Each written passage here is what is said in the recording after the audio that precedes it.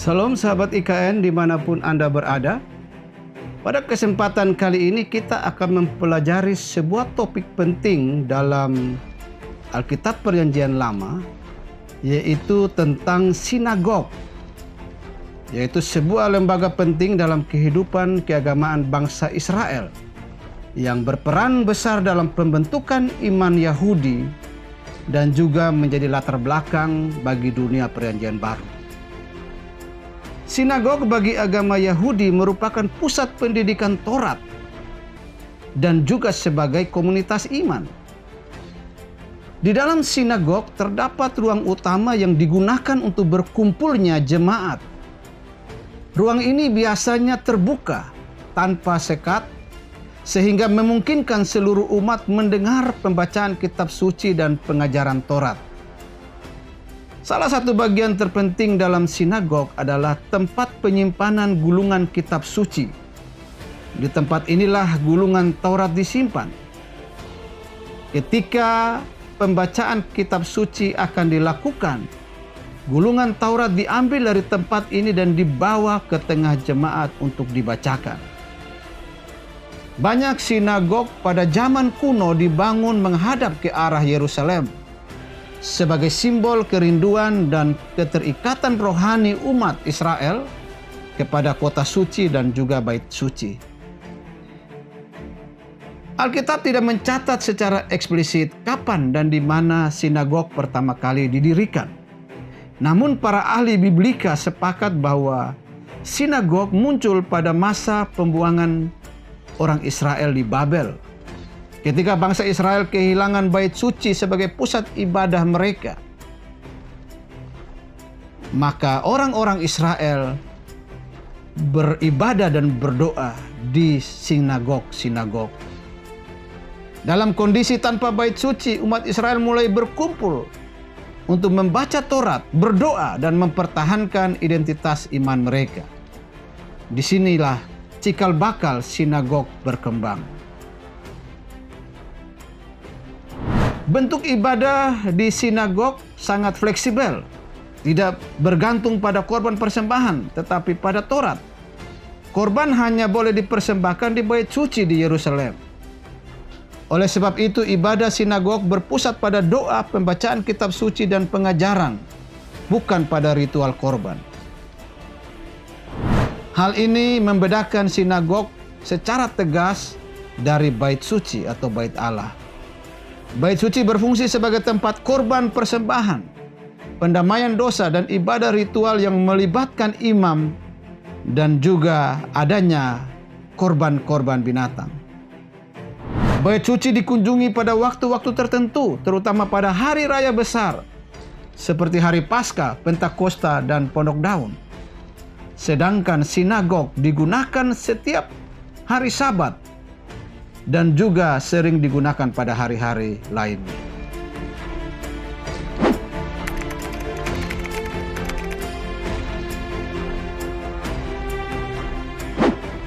Setelah bangsa Israel kembali dari pembuangan, bait suci memang dibangun kembali, tetapi sinagog tetap bertahan dan berkembang. Pada masa ini pembacaan Taurat menjadi pusat kehidupan rohani. Di dalam kitab Esra pasal 7 ayat 10 menyatakan bahwa Esra mengabdikan dirinya untuk mempelajari, mengajarkan Taurat Tuhan kepada umat Israel. Dalam Nehemia pasal 8 mencatat pembacaan Taurat yang disertai penjelasan, sebuah pola yang kemudian menjadi ciri utama ibadah di sinagog. Sinagog berfungsi sebagai tempat ibadah secara lokal, sementara bait suci tetap menjadi pusat ibadah secara nasional. Sinagog tidak memiliki imam seperti di bait suci. Kepemimpinan sinagog dipegang oleh orang-orang awam yang memiliki otoritas moral dan pengetahuan Taurat yang baik. Pemimpin sinagog disebut kepala sinagog atau kepala rumah ibadat, sebagaimana disebutkan dalam kitab Injil. Misalnya dalam Markus pasal 5 ayat 22, Yairus disebut sebagai salah satu kepala sinagog. Selain itu terdapat pelayan sinagog yang bertugas menjaga gulungan kitab dan membantu jalannya ibadah, sebagaimana di dalam Lukas pasal 4 ayat 20.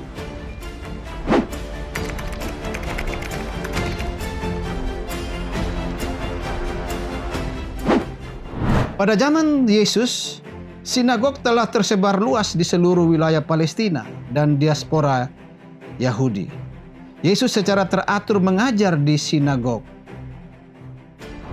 Di dalam Lukas pasal 4 ayat 16 mencatat bahwa Yesus masuk ke sinagog pada hari Sabat sesuai dengan kebiasaannya. Di sinagog di Nazaret, Yesus membaca kitab Yesaya dan menyatakan penggenapan nubuat tersebut dalam dirinya. Di dalam Matius pasal 4 ayat 23 menyatakan bahwa Yesus mengajar di sinagog-sinagog dan memberitakan Injil Kerajaan Allah.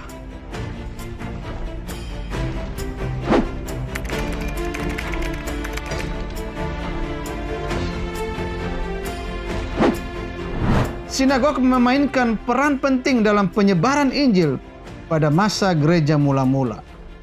Rasul Paulus secara konsisten memulai pelayanannya di kota-kota dengan mengajar di sinagog-sinagog.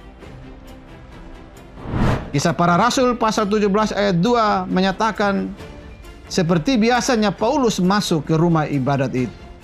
Sehingga dapat dikatakan bahwa sinagog menjadi jembatan antara Yudaisme dan kekristenan. Meskipun akhirnya terjadi pemisahan yang cukup jelas.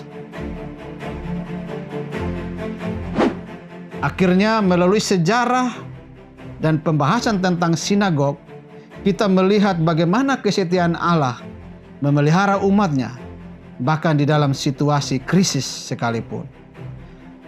Dari sejarah sinagog mengajarkan bahwa iman tidak bergantung pada bangunan yang megah, melainkan pada ketaatan kepada firman Tuhan. Kiranya pembahasan ini dapat menambah wawasan dan pengetahuan kita. Tuhan Yesus memberkati. Salam.